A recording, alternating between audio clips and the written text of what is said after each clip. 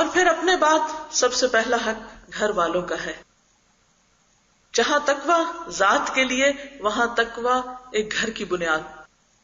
نکاح کے موقع پر جو آیات خطبہ نکاح میں پڑھی جاتی ہیں ان میں بار بار تقوی کا ذکر ملتا ہے. زندگی کی کامیابی کا انحصار بھی تقوی پر ہے. یہ رمضان جو تقوی دیتا ہے یہ صرف روزے کی حد تک یا رمضان کی حد تک فائدہ نہیں دیتا، یہ ہمیں باقی زندگی میں بھی فائدہ دیتا ہے. اور وہ فائدہ کیا ہے کہ ہم اپنی ازدواجی زندگی کو اور اپنی خاندانی زندگی کو بہتر بنائیں. تو ہماری پلاننگ میں ایک اور چیز کیا شامل ہونی چاہیے کہ اس رمضان میں خاص طور پر میں اپنے خاندان کی طرف توجہ کروں گی کہ اس کے اندر تقوی پیدا ہو. نکاح کے موقع پر تقوی اور پھر گھر بنانے کی جو بنیادیں ہیں ان میں بھی تقوی. ہم جب ویسے گھر بناتے ہیں تو بہت سی چیزیں سوچتے ہیں، یا خریدتے ہیں تو بہت سے باتیں دیکھتے ہیں، سروے کرواتے ہیں، اچھا کیسا گھر ہے، کتنا ڈیوریبل ہے، کیا اس میں فائدے ہیں، کیا نقصانات ہیں. لیکن گھر صرف دیواروں اور چھت کا نام نہیں ہے. گھر خاندان بناتا ہے، گھر گھر والے مل کر بناتے ہیں، اور گھر والوں کے آپس کے جو تعلقات ہیں اور پھر ان سب کا مل کر اللہ سے جو تعلق ہے یہ بے حد ضروری ہے. قرآن مجید میں ایک سورۃ التوبہ ہے اور اس سورۃ توبہ میں اللہ تعالیٰ فرماتے ہیں افمن اسس بنیانہ علی تقوی من اللہ، کیا بھلا وہ جس نے اپنی عمارت کی بنیاد اللہ کے تقوی پر رکھی. تو گھر کی عمارت اور گھر کی زندگی کی بنیاد اگر تقوی پر ہے، ورضوان اور اللہ کی رضامندی پر، خیر زیادہ بہتر ہے، امن اسس بنیانہ علی شفا جرف ہار، یا پھر وہ شخص جس نے اپنی عمارت کی بنیاد ایک کھوکھلی وادی کے کگر پر اٹھائی، یعنی ایک کھوکھلے پتھر کے اوپر اٹھائی کہ جس کے نیچے سے مٹی سب نکلی ہوئی تھی جو گرنے ہی والی تھی. فنہار بہ فی نار جہنم، تو اس کو لے کر وہ جہنم کے آگ میں جا گری. نہیں، اللہ تعالیٰ ہمیں فرماتے ہیں یا ایھا الذین آمنوا قوا انفسکم واہلیکم نارا، اے لوگو جو ایمان لائے ہو اپنے آپ کو اور اپنے گھر والوں کو آگ سے بچاؤ. لہذا رمضان ایک فیملی رمضان بھی ہو، خاندان کے ساتھ بھی یہ رمضان ہو، اور اس میں آپ دیکھیے کہ کچھ تو اللہ تعالیٰ کی طرف سے ایک یونٹی خود بخود آنے لگتی ہے. سب کو ایک وقت میں جاگنا پڑتا ہے، ایک وقت میں کھانا ہوتا ہے، سحر کے وقت بھی، افطار کے وقت بھی. عام دنوں میں کوئی کسی وقت اٹھ رہا ہے اور ناشتہ کر رہا ہے، کوئی ناشتے کے بغیر جا رہا ہے. لیکن رمضان ایک بہترین موقع ہے کہ جس میں آپ 2 وقت اکٹھے ہو سکتے ہیں.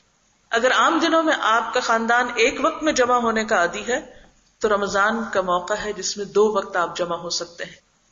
تو یہ مہینہ آپ کو، آپ کی فیملی کو قریب لانے کا بھی وقت ہے، اور اس میں ایفرٹ کے ساتھ اور شعور کے ساتھ کوشش کیجئے کہ کسی طرح اکٹھے ہو سکیں، کیونکہ ایک اچھے مسلمان معاشرے کی بنیاد اچھے مسلمان خاندان پر ہوتی ہے، اور اس خاندان کے آپس میں محبت اور تعلق اور ایک دوسرے کے قریب ہونا بھی بے حد ضروری ہوتا ہے. اور اس کی بنیاد تقوی پر، اللہ کا خوف.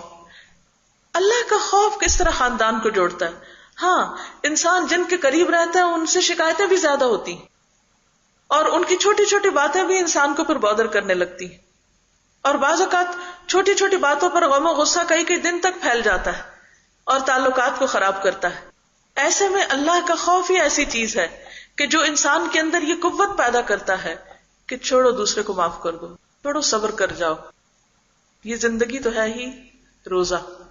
یہ روزہ صرف رمضان کا نہیں، ایک دن کا نہیں، مومن کی تو ساری زندگی روزہ ہے کہ جس میں اس کو بہت ساری ایسی چیزیں جو اس کے نفس کے خلاف ہیں یا اس کی خواہش ہے کہ وہ کرے لیکن وہ اللہ کے ڈر سے نہیں کرتا.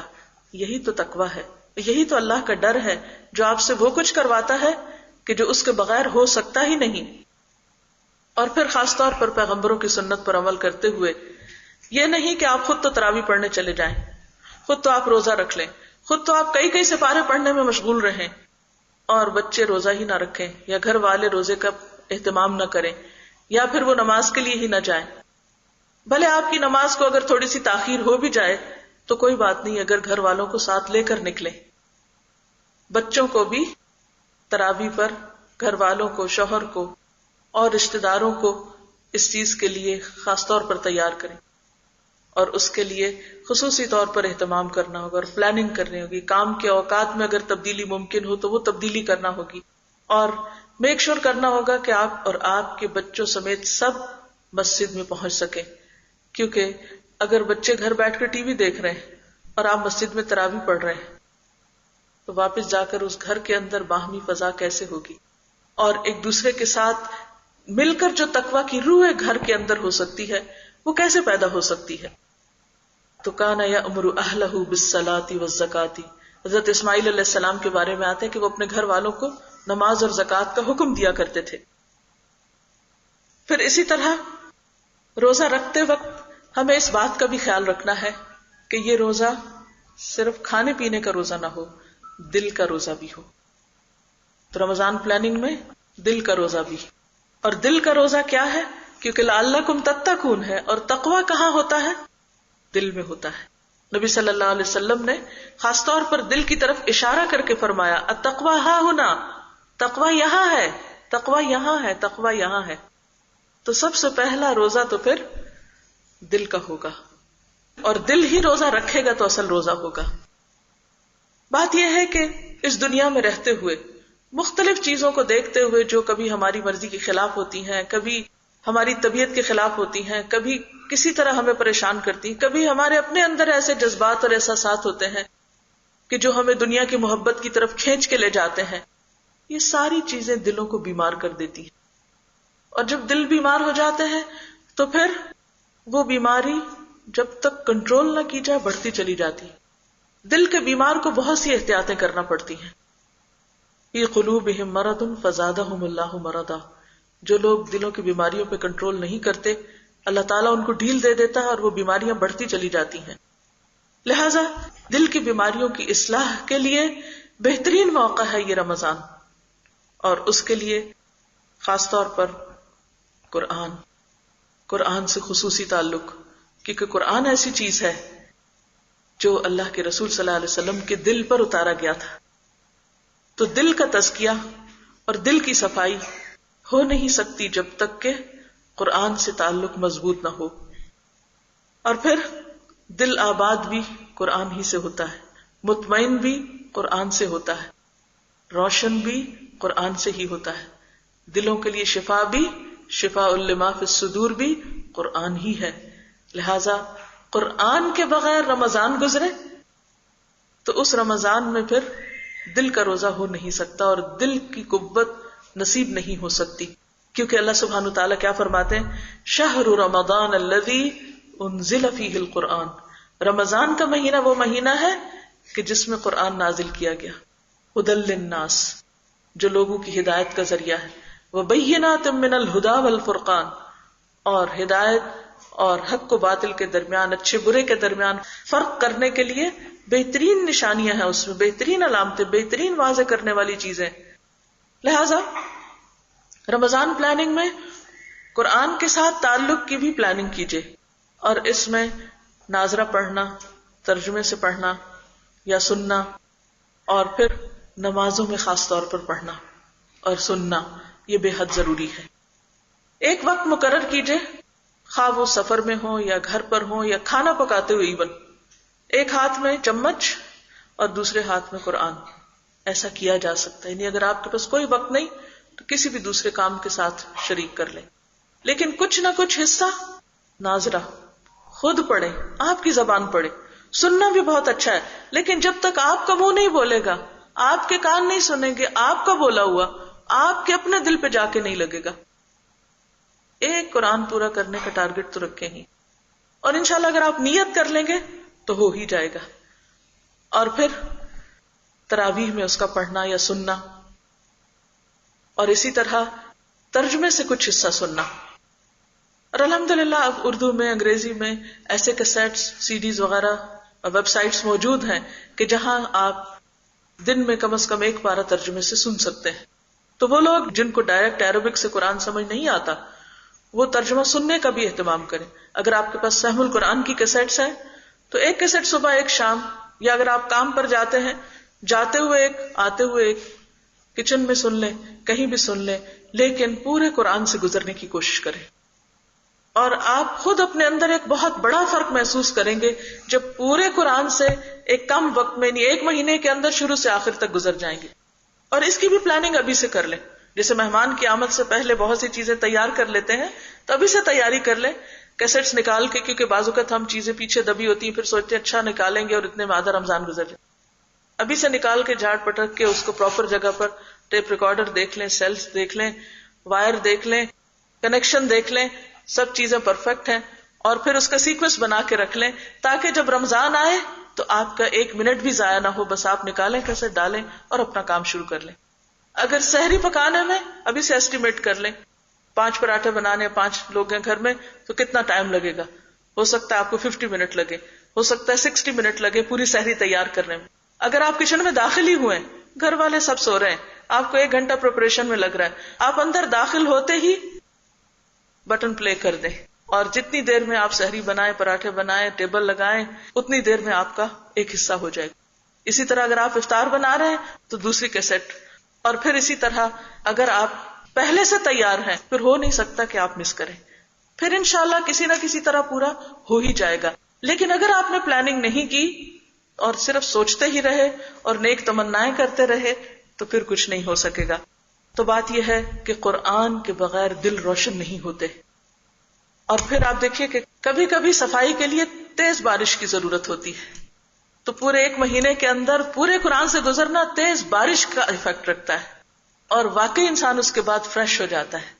اور دلوں کی کچھ بیماریاں ایسی ہیں جو جڑیں پکڑی ہوئی، جو خدا نخواستہ کینسر بن جاتی ہیں بعض اوقات، جن کی اصلاح کے لیے پھر شدید قسم کے علاج کی ضرورت ہوتی ہے، شدید محنت چاہیے ہوتی ہے، بڑی ڈوز چاہیے ہوتی ہے، سخت ڈوز چاہیے ہوتی ہے. یہ مہینہ ایسا ہے کہ جس میں آپ اس کا اہتمام کر سکتے ہیں. صرف نیت، ارادہ، دعا اور کچھ کوشش، کچھ بہت بڑی نہیں، تھوڑی سی کوشش، لیکن اس کا جو فائدہ آپ کو ملے گا انشاءاللہ وہ پوری زندگی میں تبدیلی لانے کا باعث ہو سکتا ہے. 3 چیزیں جو انسان کو ہلاک کرنے والی ہیں، جو دل کی بیماریاں ہیں، ویسے تو بہت ہیں لیکن 3 کی طرف توجہ دلا دیتی ہوں کہ ان کی خاص طور پر بے کنی کی کوشش. یہ حدیث ہے، مسند بزار میں آتی ہے، اعجاب المرء بنفسہ، انسان کا اپنے آپ کو بہت اچھا سمجھنا. یہ بہت بڑی دل کی بیماری ہے. خود پسندی، میں سب سے اچھا ہوں، میں سب سے بہتر، اور جو میں ہوں وہ تو کوئی اور ہے نہیں. جس شخص کے اندر یہ بیماری جنم لے لیتی ہے پھر اس کے لیے ساری خرابیوں کے دروازے کھل جاتے ہیں، کیونکہ نہ تو پھر وہ کوئی نصیحت قبول کرنے کے قابل رہے، اور نہ ہی وہ کسی کی کوئی بات سن سکتا ہے، اور نہ ہی اسے اپنی اصلاح کی ضرورت محسوس ہوتی. لہذا اس بیماری سے نجات پانا بے حد ضروری ہے، اور یہ قرآن ہی آئینہ دکھا سکتا ہے کہ ہماری غلطیاں کہاں کہاں ہیں. دوسری ہے شح مطاع، ایسی بخیلی اور حرص کہ جس کی اطاعت کی جائے، یعنی دل کی تنگی اور پھر انسان اس کو جسٹیفائی کرے. اور تیسری چیز ہمم متبع، ایسی خواہش جس کے پیچھے لگ جائے انسان. تو یہ 3 چیزیں جو ہیں کہ کہیں ایسا تو نہیں کہ کوئی آپ کی زندگی میں ایسی خواہش، خواہ وہ مال کی محبت ہے یا کسی انسان کی محبت ہے یا کسی چیز کی محبت ہے، وہ اتنی آپ پہ حاوی ہوئی بھی ہے جو آپ کو آپ کے مقصد سے غافل کر رہی ہے یا اہم ترین کاموں میں آپ کے رکاوٹ بنی ہوئی ہے.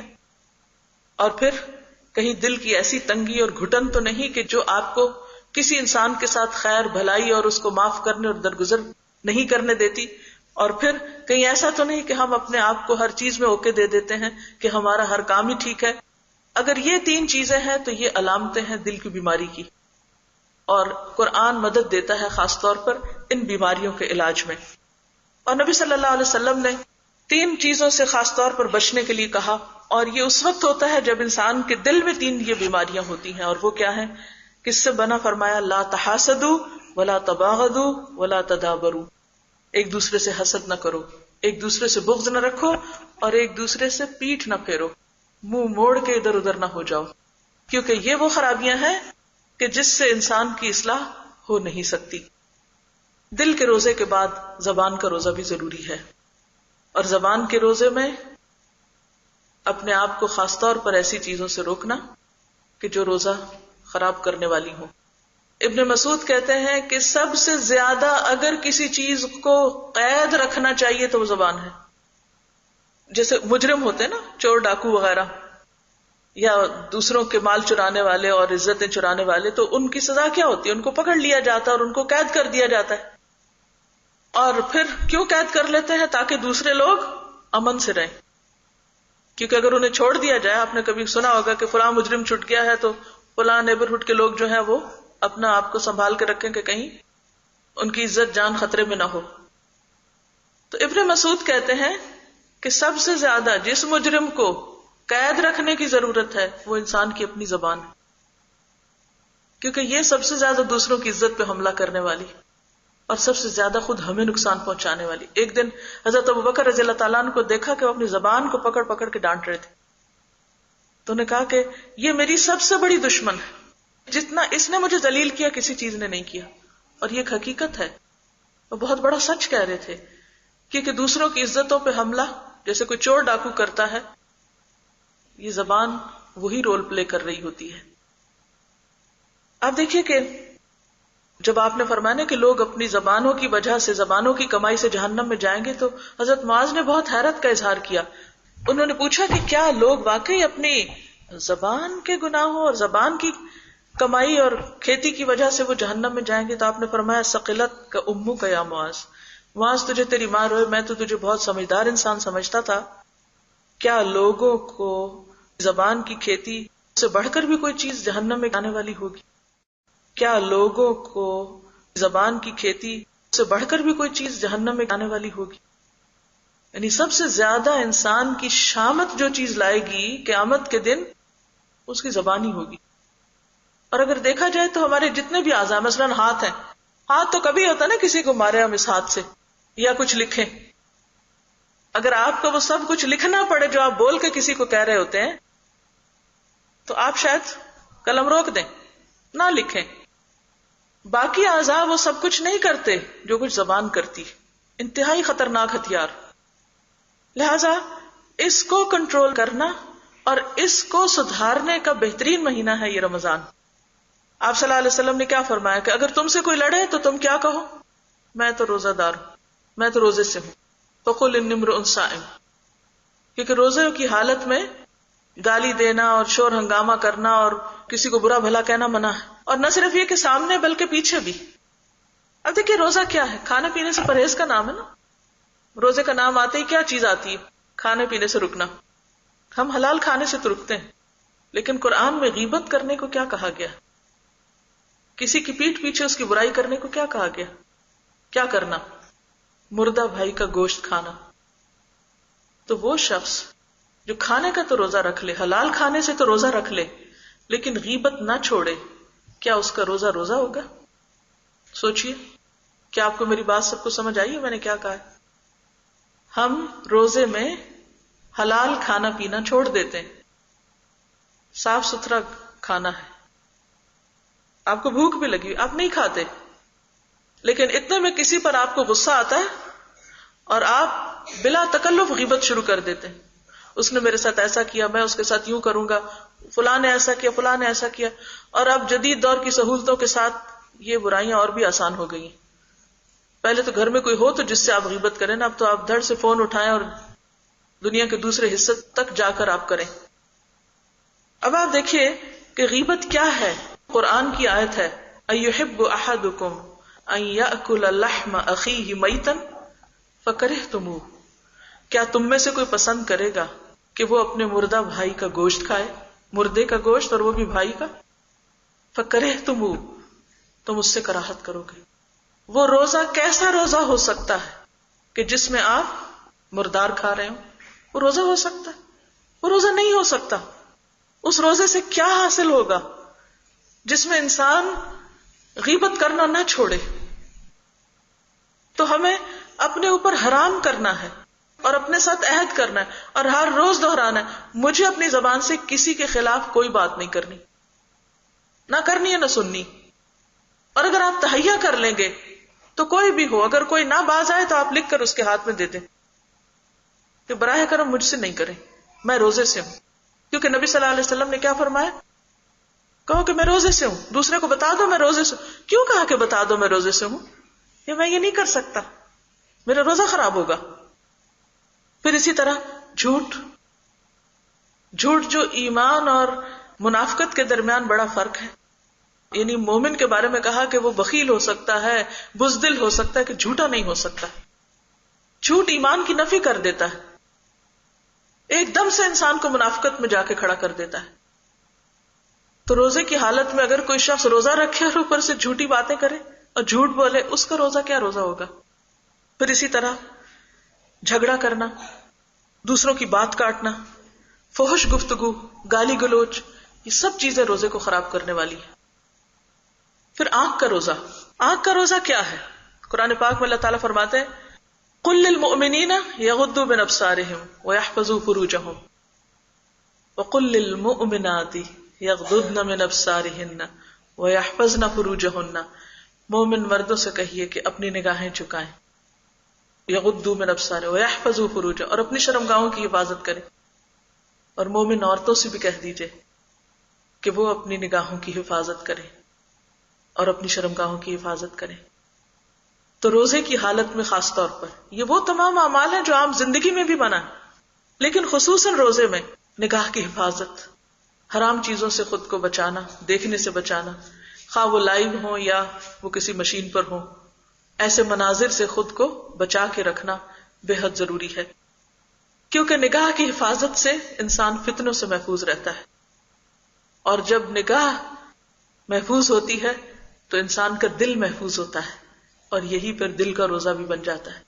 اور جب دل محفوظ ہوتا ہے تو پھر ہی علم و حکمت اور عرفان وہاں سے جنم لیتے ہیں. اسی طرح کان کا روزہ بھی.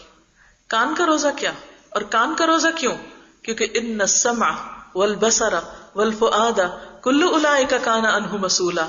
کان، آنکھ، دل، ہر ایک سے سوال ہوگا، ہر ایک سے پوچھ ہوگی. تو ہمیں اس رمضان میں یہ فیصلہ کرنا ہے کہ کیا سنانا ہے کان کو اور کیا نہیں سنانا. اگر کوئی بھی ایسی چیز جو اللہ کی نافرمانی کی ہم اب تک نہیں چھوڑ سکے تو یہ رمضان موقع ہے سارے نشے چھوڑنے کا.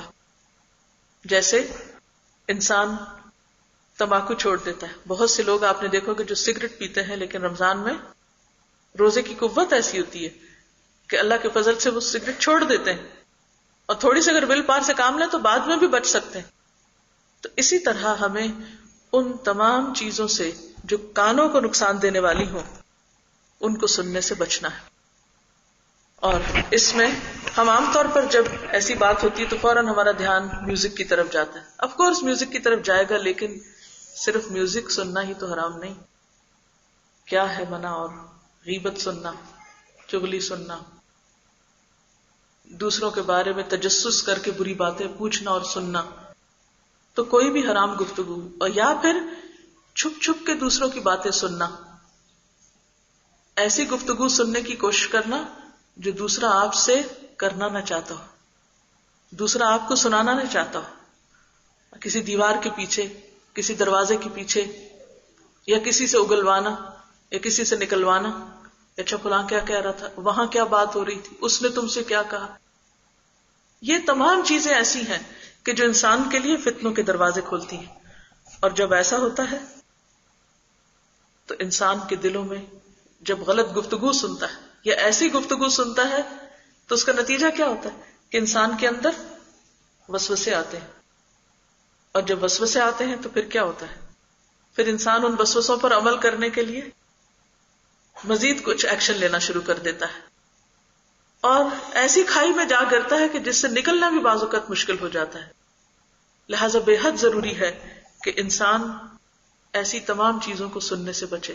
قرآن مجید میں جھوٹ سننے والے اور ناجائز باتیں سننے والے اور حرام کھانے والے دونوں کو برابر رکھا گیا. سماعون للکذب اکالون للسحت. بنی اسرائیل کی دو خرابیوں کا ذکر کیا گیا کہ ان کے بڑے بڑے بھی کیا کرتے تھے؟ جھوٹ سننے میں بڑی دلچسپی رکھتے تھے. جھوٹی باتیں، جھوٹے قصے، جھوٹے لطیفے، جھوٹی خبریں، اور اس کے ساتھ ساتھ اکالون للسحت، رشوت کا مال کھانے والے، حرام کھانے والے. تو یہ اتنی بڑی برائی ہے، کوئی معمولی چیز نہیں ہے، بہت بڑی برائی ہے. اور اس سے اپنے آپ کو بچانے کی ضرورت ہے، اور رمضان ایک بہترین موقع ہے۔ اور پھر پیٹ کا روزہ آنا تو یہ سب سے پہلے چاہیے تھا، لیکن باقی چیزوں کے بعد، کیونکہ پہلی چیز تو تقوی، اگر تقوی کا حصول ہوا تو یہاں بھی فائدہ ہو جائے گا۔ اب آپ سوچ رہے ہوں گے کہ وہ تو ہم پہلے سے ہی رکھ رہے ہیں، مزید کون سا روزہ؟ یعنی ہم سب پیٹ کا روزہ رکھتے ہیں یا کھانے پینے سے پرہیز کرتے ہیں؟ ہاں پرہیز کرتے ہیں، لیکن رہی صحیح کسر افطار میں پوری کر لیتے ہیں، تو اس سے بھی بچنے کی ضرورت ہے۔ کلوا واشربوا ولا تسرفوا، کھاؤ پیو مگر اسراف نہ کرو، ضرورت سے زائد نہیں۔ اور پھر خاص طور پہ کھانا ضائع نہ کرو، کیونکہ ہوتا کیا ہے جو بہت زیادہ پک جاتا ہے، اب افطار کر کے جب پانی وانی ادھر ادھر کی چیز کچھ کھا لی، وہ کھانا نہیں کھایا گیا، وہ بچ جاتا ہے۔ تو عموماً کیا دیکھا گیا کہ رمضان میں کھانا بچتا بہت ہے، اور جب بچتا ہے تو بعض اوقات ضائع ہونے لگتا ہے۔ اسراف کیا ہے؟ کھانے کو ضائع کرنا، بچا کے پھینک دینا، گلنے سڑنے کے لیے چھوڑ دینا۔ تو ایسی صورت میں کیا ہے کہ اس کی حفاظت کا بھی، یا تو کسی کو دینے کا انتظام کریں، اگر وہ ممکن نہیں تو پھر فریز کر کے ری یوز کریں یا کچھ بھی کریں، لیکن ولا تسرفوا۔ اور سب سے پہلے اسراف کو کنٹرول کرنے کے لیے فضول خرچی ہی نہ کی جائے، ولا تبذر تبذیرا ان المبذرین کانوا اخوان الشیاطین وکان الشیطان لربہ کفورا۔ اور اس کے علاوہ جب بھی لقمہ اٹھائیں اور کھائیں اور افطار کریں یا سحری کریں، سوچیں کہ یہ لقمہ حرام کا تو نہیں، سورس آف انکم جو ہے وہ حلال ہے، اور اگر نہیں تو خوب خوب اللہ سے دعائیں مانگے کہ یا اللہ تو ہمیں حرام سے نجات دے کر حلال عطا کر، اور ہمیں اپنے فضل سے غنی کر دے کہ انسان ایسے کسی فقر اور محتاجی کا شکار نہ ہو کہ جس میں وہ حرام لینے پہ مجبور ہو جائے۔ تو حرام سے بچنا اور بچنے کی کوشش کرنا، اور ان تمام ذرائع کو بھی دیکھنا کہ ہم حاصل کہاں سے کر رہے ہیں، اور وہ سورس آف انکم کیا ہے، اور وہ جو کھا رہے ہیں وہ کیا ہے۔ کیونکہ بعض اوقات ہم اس پر بھی بہت احتیاط کر لیتے ہیں، اچھا ہماری آمدنی حلال ہو، فائن حلال ہے، لیکن اس حلال آمدنی سے جو خریدتے ہیں جا کے اس میں حلال حرام کی پرواہ نہیں کرتے۔ بہت سے لوگ روزے کی افطاری کے لیے ایسی فوڈ خرید لیں گے جس کے انگریڈینٹس ہی حلال نہیں ہوں گے، تو اس سے بھی بچنے کی ضرورت ہے۔ کیونکہ اگر ہم خریدنے کے معاملے میں غفلت کا شکار ہیں اور حلال حرام کی پرواہ نہیں کر رہے، اور جو بھی ملا اٹھا لیا، اور یہ کہہ کے کہ یہ تو سب ریجیڈیٹی ہے اور یہ تو بہت باریکیوں میں لوگ پڑ گئے ہیں، نہیں، اس میں احتیاط برتنا بے حد ضروری ہے۔ اور یہ پیٹ کا روزہ ہے، یہ مہینہ صبر اور برداشت کا مہینہ ہے، کیونکہ اس مہینے میں انسان کو ایسی تربیت دی جاتی ہے کہ انسان اپنے منفی جذبات پر قابو پائے، اپنی جذباتیت پر قابو پائے۔ ہر چیز کی ایک زکوٰۃ ہوتی ہے، اور جسم کی زکوٰۃ روزہ ہے۔ اور زکوٰۃ کا لفظی معنی کیا ہوتا ہے؟ پاکیزگی حاصل کرنا، اور جسم کو پاک کرنے کے لیے روزے کی عبادت رکھی گئی۔ ہر چیز کی ایک صفائی کی ضرورت ہوتی ہے۔ اسی طرح انسان کو اپنے جسم، اپنے دل، اپنی روح، اپنے جذبات اور خیالات کی پاکیزگی کی بھی ضرورت رہتی، اور روزہ اس کے لیے ایک بہترین طریقہ ہے۔ روزے میں جس طرح ہمیں اگر کھانے کے لیے بلایا جائے تو ہمیں کیا کہنا چاہیے؟ مشکات کی حدیث ہے کہ جب تم میں سے کسی کو کھانے کے لیے بلایا جائے اور وہ روزہ دار ہو تو اس کو یہ کہہ دینا چاہیے میں تو روزے سے ہوں۔